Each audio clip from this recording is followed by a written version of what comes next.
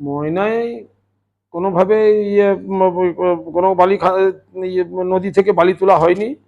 বালি তোলা বাইরে থেকে হচ্ছে নন্দকুমার আর আপনার ইয়ে আমাদের তমলুক নন্দকুমার এইসব জায়গা থেকে বালি বালি তোলা হচ্ছে।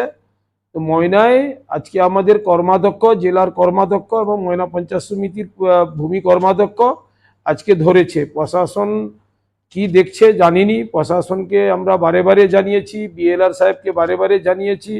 তা সত্ত্বেও এই ভূমি দপ্তরে বিএলআর সাহেবেরা কোনো কাজ করেনি।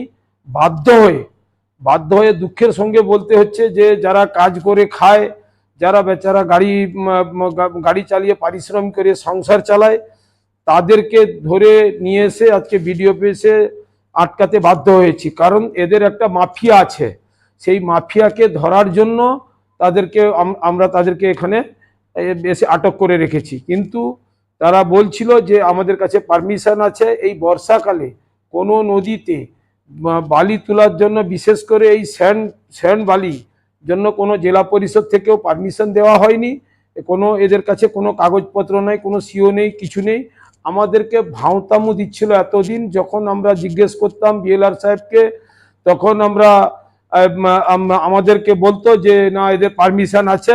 আমরা ভূমি দপ্তরকে চোখে আঙুল দিয়ে ময়না পঞ্চায়েত সমিতি দেখিয়ে দিল যে এই অবৈধ বালি বলে আমরা আজকে প্রমাণ করিয়ে দিয়েছি।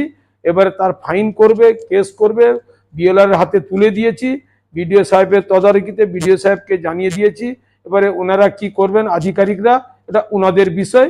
ওনারা যদি ঠিকঠাক না করেন, এটা আমরা আরো বেশি করে আগামী দিনে আন্দোলন চালাবো এবং ময়নার মানুষের কাছ পর্যন্ত আমরা পৌঁছে দিব। যেখানে ধাস বালি অবৈধভাবে যেখানে বালি তোলা হচ্ছে বা যেখানে ক্যারিং হচ্ছে, এরপরে কিন্তু ময়নার মানুষ কিন্তু আটক করবে বালি। নাম শেখ শাহজাহান আলী, সভাপতি ময়না পঞ্চায়েত সমিতি।